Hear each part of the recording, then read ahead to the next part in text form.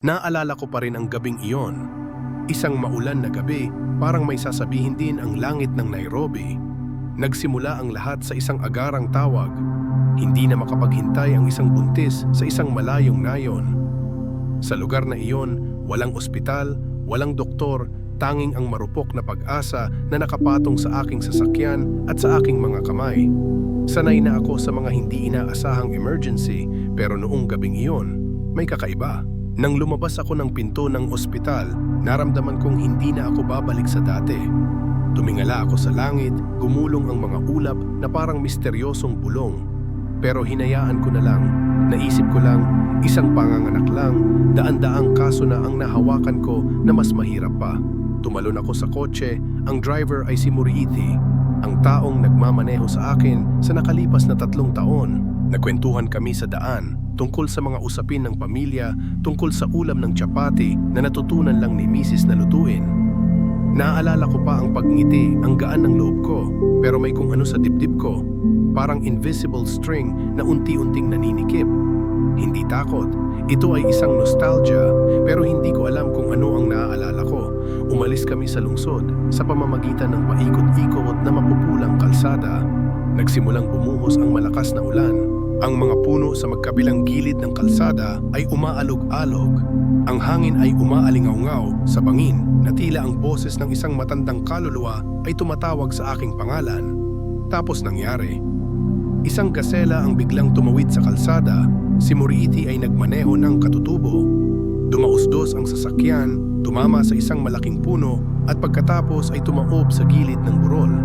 Wala akong ibang maramdaman kundi ang tunog ng pagkabasag ng salamin at ang puting liwanag na dumaloy sa aking mga mata. Nawala ang lahat.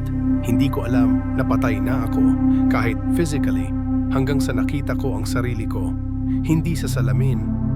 Ngunit pagkakita sa sarili kong katawan na nakahandusay, kumalat ang dugo sa lupa, hindi gumagalaw ang mukha ko, nakapikit ang mga mata. Parang bumagal ang lahat, nakakasawa ang katahimikan. Ako, lumilipad o drift? Wala nang mabigat na pakiramdam, wala nang sakit. May kakaibang pakiramdam lang. Ako ay pinalaya mula sa isang shell na masyadong masikip. Hindi ko alam kung naniniwala ka sa pag-alis ng kaluluwa sa katawan o hindi. Dati, nagdududa din ako.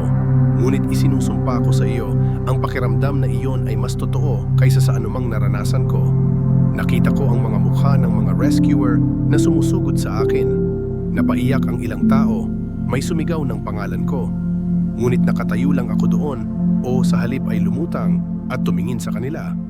Tulad ng isang hindi inanyayahang panauhin, nagmamasid sa kanyang sariling libing. Tapos may nangyaring hindi maipaliwanag. Isang portal ng liwanag ang bumukas sa di kalayuan. Walang tawag, walang mga anghel na tumutugtog ng piano. May init lang, para akong bumabalik sa lugar na dati kong alam at naging bahagi. Ang liwanag na iyon ay hindi nakasisilaw, ngunit banayad na parang mga bisig ng isang ina. At ako, walang pag-aalinlangan, pumasok. Naramdaman mo na ba na na-miss mo ang isang lugar, isang alaala, kahit na hindi ka pa nakakapunta doon? Ang lugar na iyon ay parehong kakaiba at pamilyar. Hindi ko alam kung gaano katagal, isang sandali o habang buhay. Ang alam ko lang ay hindi na isang makabuluhang konsepto ang oras dito. Doon, nagsimula akong maalala ang mga bagay na akala ko ay hindi ko alam. Hindi ako nag-iisa. May mga babaeng nakatayo sa paligid ko. Hindi sila nagsasalita, pero naiintindihan ko. Nakasuot sila ng mga sinaunang seremonyal na kasuotan na may mga pattern na ipininta sa putik, dugo at liwanag. Parang hindi ko pa nakikilala, pero kilala ko sila. Sila ang aking mga ninuno. Mga ina, kapatid na babae, tagapag-ingat ng apoy para sa isang buong bloodline. Naramdaman ko ang pag-vibrate ng puso ko na parang string, nakakaputol lang sa tamang chord. Napaluha ako, hindi dahil sa takot, kundi dahil sa pakiramdam na nakikita ko ang sarili ko, tunay. Nakikita mo kung minsan ang buhay ay nagtutulak sa atin hanggang sa wakas, hindi upang tapusin, ngunit upang magsimula. Akala ko noon, alam ko na ang aking misyon. Ang pagalingin ang katawan ng mga tao, ang iligtas ang kanilang buhay. Ngunit doon, sa hindi nakikitang kawalan, naunawaan ko na may isa pang sakit na hindi pa naghihilom at ako ang napiling gawin ito. Nang ideklara akong clinically dead ng mga doktor sa halos 8 minuto, hindi nila alam na sa loob ng 8 minutong iyon, nabuhay ako ng panibagong buhay. Isang buhay kung saan ang liwanag ay hindi nagmumula sa mga surgical lights, ngunit mula sa mga kamay na dating humawak sa mga kaluluwa ng tao, minsan ay umawit ng buhay sa mundo. Sasabihin ko pa sa iyo tungkol sa nakita ko doon, tungkol sa sinabi niya sa akin at kung bakit hindi na ako makabalik sa pagiging normal na doktor. Ngunit kung binabasa mo ito, sana ay maalala mo ang isang bagay. Minsan, ang mga sandali na tila nagtatapos ay ang paraan ng universe para gisingin tayo, nagpapaalala sa atin na mayroon pa tayong liwanag na hindi pa naibibigay. Narinig mo na ba ang liwanag sa loob mo? Alam kong kakaiba ito, ngunit sa sandaling umalis ang aking kaluluwa sa aking katawan, nakita kong naging mas simple ang lahat kaysa dati. Wala nang pagkabalisa, wala nang takot, wala nang pakiramdam na kailangan kong magsikap na maging isang mabuting doktor, isang huwarang anak, o anumang iba pang titulo na ikinabit sa akin ng buhay. Ako lang, hubad, magaan at totoong gising. Lumutang ako sa itaas, nakatingin sa aking katawan na hindi gumagalaw. Tumalsik ang dugo mula sa kanyang ulo, mula sa kanyang mga balikat, mula sa kanyang mga paa, habang nagmamadali siyang iligtas ang iba. Dapat ay nagpapanik sa akin ang eksenang iyon, pero sa halip, nakaramdam ako ng peaceful, tulad ng paglubog mo sa iyong sarili sa maligamgam na tubig pagkatapos ng mahabang nakakapagod na araw. Isang malalim na pakiramdam ng pagpapalaya na marahil ay hindi ko pa talaga nahawakan sa buong buhay ko. Nakita ko ang rescue team na tumatakbo. Narinig kong tinatawag nila ang pangalan ko. Ang makita silang sinusubukan ng lahat para maibalik ako. Pero ang ikinaiyak ko ay nakita ko si Muriithi, ang maamong driver, hawak ang kamay ko at umiiyak. Sabi niya, "Amara, hindi ka pa makakapunta. Marami ka pang gagawin." At ang pahayag na iyon ang nagpa-vibrate sa aking puso o sa aking kaluluwa. Dahil kahit na nabubuhay ako noon na may pusong puno ng katwiran, hindi ko talaga napigilang magtanong, ano pa ang natitira kong gawin? Para saan ako nabubuhay? Kapag tumayo ka sa labas at tumingin sa iyong sariling buhay, ang lahat ay nagiging mas malinaw. Ang mga sandaling napalampas mo, ang mga bagay na ipinagpaliban mo, at ang mga pangarap na akala mo ay isa sa antabi mo para sa ibang pagkakataon, lahat ay lumalabas na parang isang slow motion na pelikula. Nakita ko ang aking sarili sa edad na 11, tumatakbong walang sapin sa isang bukid. Sa unang pagkakataon pagkatapos ng ulan, itinaas ang aking kamay upang sumalo ng isang patak ng tubig mula sa langit at tahimik na nagsasabing, gusto kong gumaling. Ngunit sa paglipas ng mga taon, ang pangarap na iyon ay nababalot ng presyon, mga tagumpay at pagkilala. Nakalimutan ko na ang pakiramdam na iyon, ang pakiramdam ng pamumuhay para sa isang bagay na dalisay. At pagkatapos, lumitaw ang liwanag.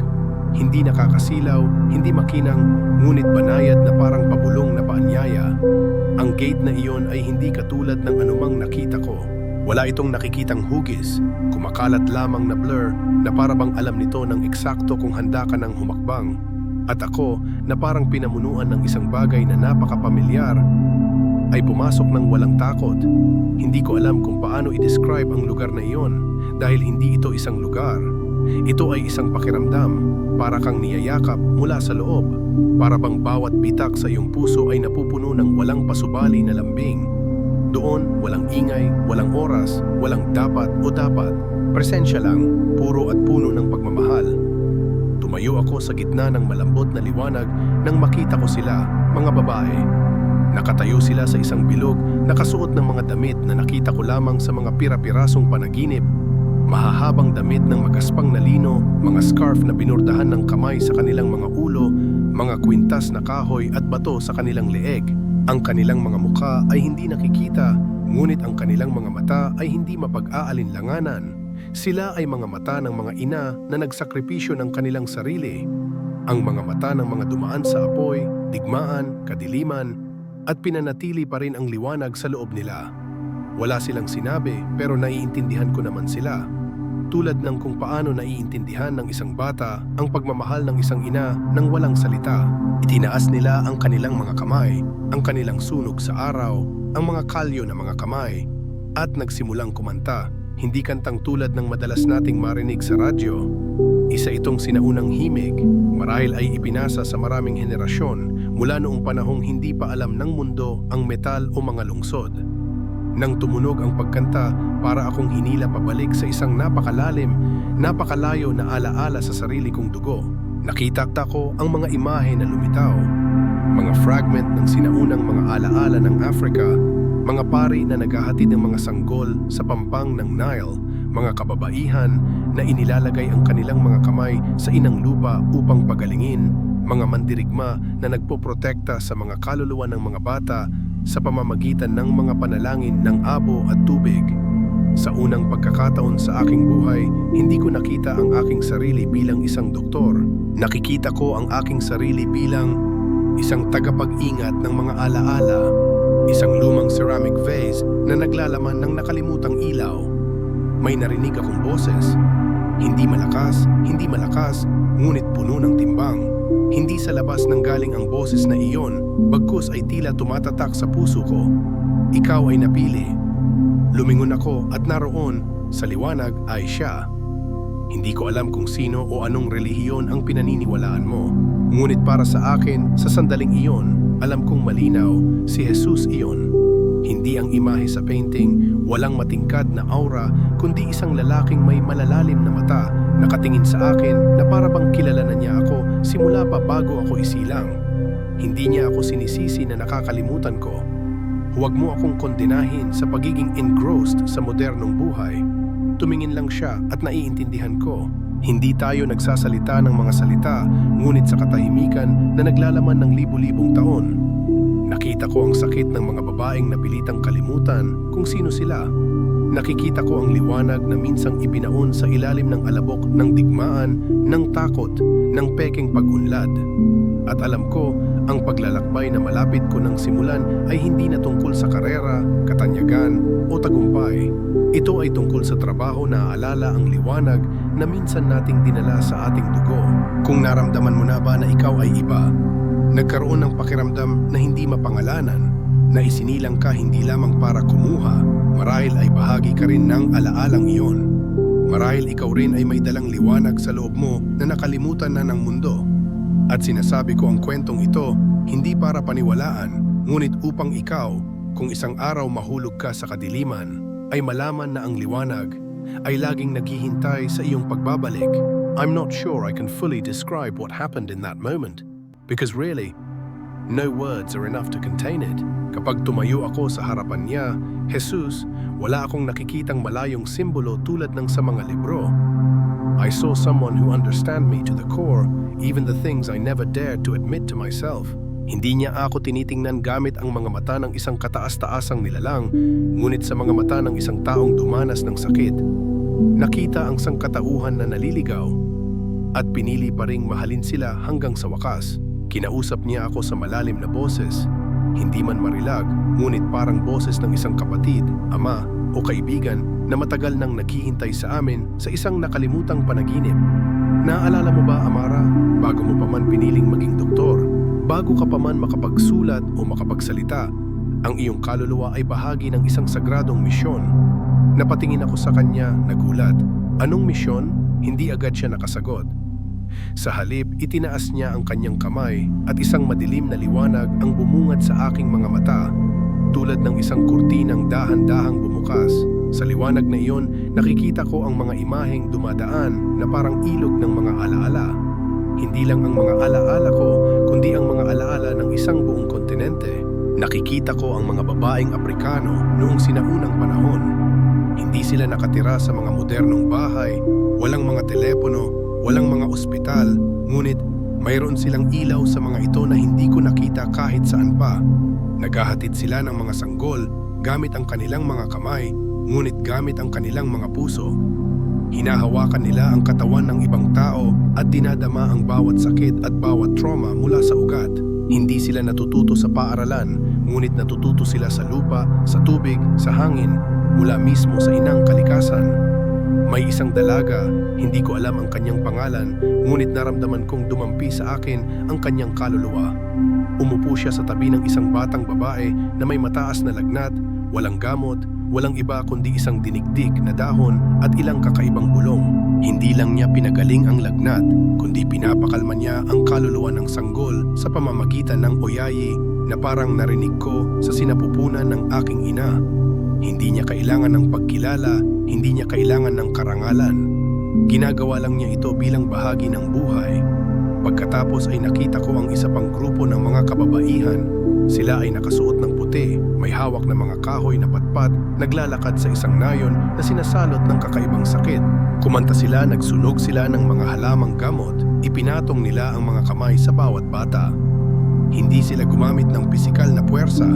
Gumamit sila ng isang bagay na hindi ko mapangalanan, kaya lang nagdulot ito ng pagbabago sa buong kapaligiran. Nagbabalik ang buhay, umaatras ang kasamaan, at muling kumalat ang liwanag sa buong nayon. Sila iyon, sabi niya, ang kanyang boses ay mabagal na parang nagsasabi ng napakahaba, napakalungkot na kwento. Mga pari, mga tagapag-alaga ng mga kaluluwa, mga tagapag-ingat ng sinaunang kaalaman. Sila ay isang liwanag sa pinakamahabang gabi ng sangkatauhan. Naramdaman ko ang pagsikip ng dibdib ko, para bang nagigising ang bawat selda ko mula sa mahimbing na pagkakatulog. Hindi ko pa narinig ang tungkol sa mga babaeng iyon sa mga aklat ng kasaysayan, ni hindi ko sila nakita sa mga ospital o sa telebisyon. Ngunit nakilala ko sila sa ilang hindi maipaliwanag na paraan na parang ako ay sa kanila at sila hindi ako iniwan. Ngunit ang liwanag na iyon, sabi niya, ay natakpan. Nakikita ko ang na-convert na imahe. Wala ng field, wala ng lullabies. Nakikita ko ang digmaan. Nakikita ko ang mga kolonista. Nakita ko ang mga babae na nakatali ang kanilang mga kamay, hiwalay sa lupain, mula sa kaalaman, mula sa kanilang sariling kapangyarihan sa pagpapagaling. Ang mga libro ay sinunog. Ang mga tao ay tinatawag na mga mangkukulam dahil lamang sila ay nakikinig sa tinig ng kalikasan. Nakikita ko ang mga babaeng Aprikano, henerasyon pagkatapos ng henerasyon na tinuturuan na sila ay mahina, na hindi sila karapat-dapat, na sila ay rear guards lamang, pinapayagan lamang na umiral sa katahimikan at pagpapasakop. At napaluha ako dahil napagtanto ko, bahagi din ako ng paglimot na iyon. Akala ko rin dati may kailangan akong patunayan, mag-aral ng mabuti, gumawa ng marami para makilala. Nakalimutan ko na rin yung part sa loob ko, yung part na marunong makiramdam, marunong makinig, marunong magpagaling ng hindi na kailangan ng blood test o ultrasound. Ang bahaging minsang naging kaluluwa ng unang babaeng humawak sa kamay ng isang nilalang na isinilang sa kuweba na may wagas na pagmamahal. Ngunit ang liwanag, malumanay na sabi niya, hindi talaga nawawala. Naghihintay na lamang itong tawagin muli. Nilagay niya ang kamay niya sa balikat ko, mainit, malumanay, parang nahawakan ko lang ang pinakasagradong bagay. Sabi niya, papasok ang buhay sa panahon ng kaguluhan. Darating ang baha, hindi sa tubig, kundi sa takot, sa disorientation, sa pagkawasak ng tao at lupain. Sa baha na iyon, magkakaroon ng mga kaluluwang nakaalala sa sinaunang liwanag. Babae sila, tulad mo, na may misyon na alalahanin ang mga nakalimutang alaala. Hindi ka pinili dahil mabuti ka, ngunit dahil ang liwanag na iyon ay minsang naging bahagi ng iyong kaluluwa. Natahimik ako, huwag maglakas loob na magsabi ng kahit ano dahil may natutunaw sa kaibuturan ko. A part of me is dying, the part that always trying to be right, the part na laging takot magkamali, takot na hindi maintindihan, takot na hindi mahalin. At isa pang bahagi, mas banayad, mas primitive, ay umuusbong tulad ng isang buto na sumasabog pagkatapos ng unang ulan. Muli akong tumingin sa mga babaeng nakapaligid sa akin. Ang aking mga ninuno, tumango sila, walang paghihimok, walang mga order, tahimik lang ang naramdaman, hinihintay ka namin. Sinabi niya ang isa pang bagay, isang bagay na hindi ko malilimutan. Maliligaw ka, sasalungat ka. May mga pagkakataong aakalain mong nag-iisa ka. Ngunit tandaan, hindi kailangan ng liwanag ng maraming tao, kailangan lang itong hawakan at kusa itong kumakalat. Hinawakan ko ang kamay niya sa huling pagkakataon, hindi para magpigil kundi magpasalamat, para hindi ako makalimutan sa pinakamalaking pagkalimot sa buhay ko. At pagkatapos, nakita ko ang ilaw na dim. Lahat ay umiikot, isang boses ang umalingaungaw mula sa malayo. Nabawi na niya ang kanyang ritmo, muling tumibok ang kanyang puso.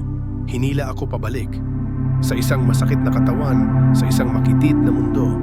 Ngunit sa loob ko, may bumukas na pinto. at wala nang makakasarapang muli at ipinangako ko sa aking sarili na hindi ako mabubuhay tulad ng dati. Mabubuhay akong parang liwanag.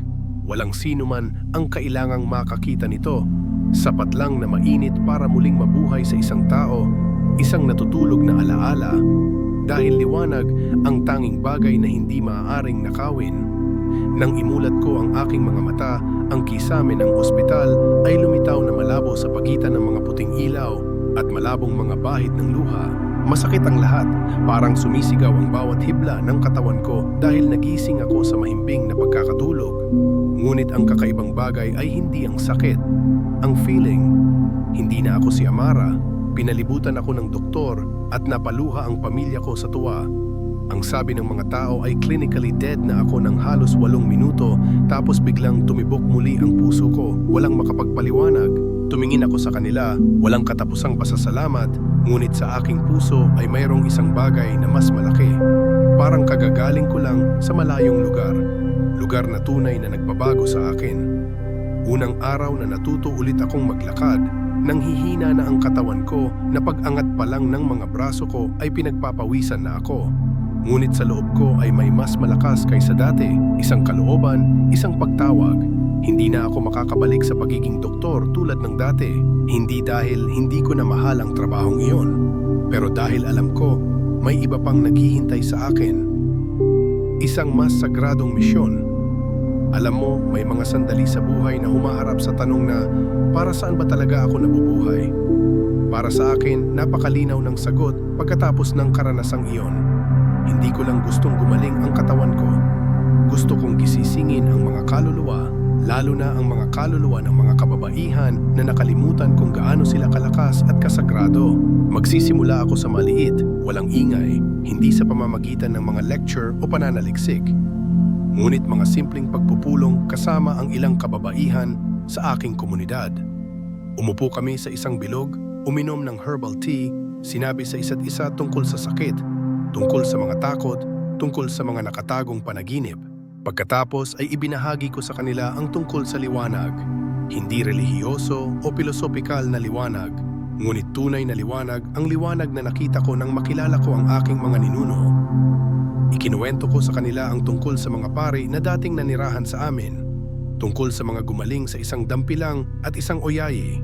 Sinabi ko sa kanila na sa loob ng bawat babae ay mayroong isang sagradong lugar ng memorya, isang lugar na nag-iimbak ng mga alaala ng mga nakaraang henerasyon, at kapag nakinig tayo ng malalim, maaari nating tawagan ito pabalik. Noong una, maraming tao ang nag-alinlangan, may sumigaw, may napangiti ng mahina. Sabi ng iba, superstitious daw ako, pero hindi ko sila sinisisi. Dahil ako mismo, minsan isang babae na laging naniniwala sa agham, ay nakasuot ng puting blusa na may hindi matitinag na pananampalataya ay hindi rin naaalala ang liwanag na iyon. Naiintindihan ko ang maniwala sa isang bagay na matagal nang nakabaon, nangangailangan ng lakas ng loob. Ngunit pagkatapos, unti-unti, nagsimulang mangyari ang mahika.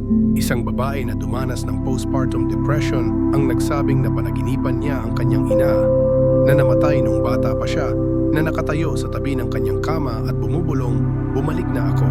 Isang batang babae na may mababang pagpapahalaga sa sarili dahil sa nakaraang pang-aabuso ang nagsabi na pagkatapos ng sesyon ng pagmumuni-muni sa akin, nakita niya ang isang imahe ng kanyang sarili na nakatayo sa gitna ng isang bilog ng mga kababaihan na nakasuot ng puti, pakiramdam na protektado sa unang pagkakataon sa maraming taon. Ang mga sirang piraso sa loob ng mga ito ay nagsisimulang muling kumonekta, hindi sa mga gamot, hindi sa therapy, ngunit sa pagkilala na sila ay deserve kong maalala kung sino ako.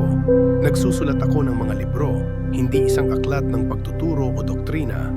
Ang mga ito ay matingkad na alaala na nakita ko, mga larawan, mga kwento tungkol sa liwanag, tungkol sa mga pinagmulan. Sinasabi ko ang tungkol sa darating na baha ng mga kaluluwa, tungkol sa kung bakit kailangan nating manindigan.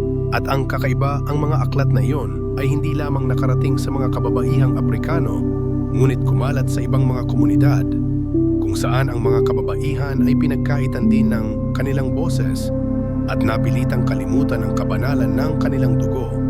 Gumagawa ako ng mga seremonya, hindi sa isang grand ceremonial na paraan, Ngunit ang maliliit na bilog lamang kung saan nagsisindi ng kandila ang mga babae, nagkukwento sa isa't isa tungkol sa kanilang mga lola, ina, mga pangarap noong bata pa at maging ang mga kalungkutan na wala pang narinig. Sa tuwing matatapos ito, may nakikita akong kumikislap sa kanilang mga mata.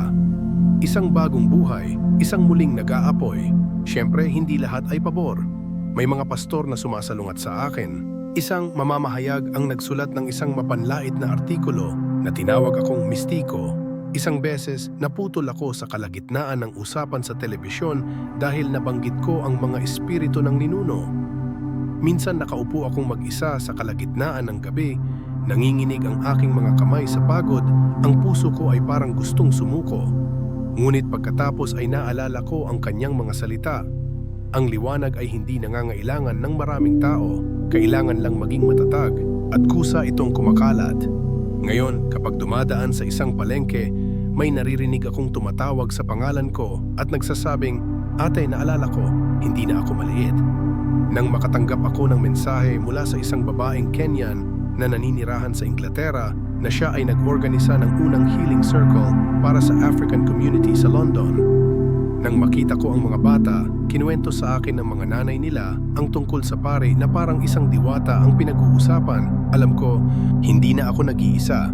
Nagsisimula ng manginig ang mundo. Nangyayari ang mga kaganapan, mga bagong epidemya, kaguluhan sa politika, ang mga tao ay lalong napalayo sa kanilang sarili. Ngunit sa kalagitnaan ng madilim na gabing iyon, nakita ko sila, ang mga babaeng dating tahimik na nakikinig sa akin, ngayon ay nakatayo, dala ang liwanag na iyon na mas malayo kaysa sa naisip ko. Nagpapagaling sila, ginagabayan nila. Nagsindi sila ng mga lamp. Kita mo, isa lang ako sa kanila, isang maliit na kandila. Ngunit kapag ang mga kandilang iyon ay sabay na sinindihan, ang dilim ay dapat ding umatras. At kung ikaw, ang taong nagbabasa ng mga linyang ito, ay nakadama ng isang tahimik na tawag sa iyong puso na pumunta ka rito hindi lamang para mabuhay, mangyaring maniwala, ang liwanag sa loob mo ay totoo at ikaw ay ipinanganak upang alalahanin. Minsan, hindi natin kailangang gumawa ng anumang bagay na malaki. Maglakas loob lang na mamuhay ng totoo. Maglakas loob na makinig. Maglakas loob na maniwala na ikaw ay mahalaga, hindi dahil sa iyong ginagawa, ngunit dahil bahagi ako ng isang sagradong alaala na nagbabalik. Minsan akong namatay para malaman kung paano ako mabubuhay. Ikaw naman, hindi mo na kailangang maghintay pa. Kailangan mo lang magsimula mula sa sandaling ito.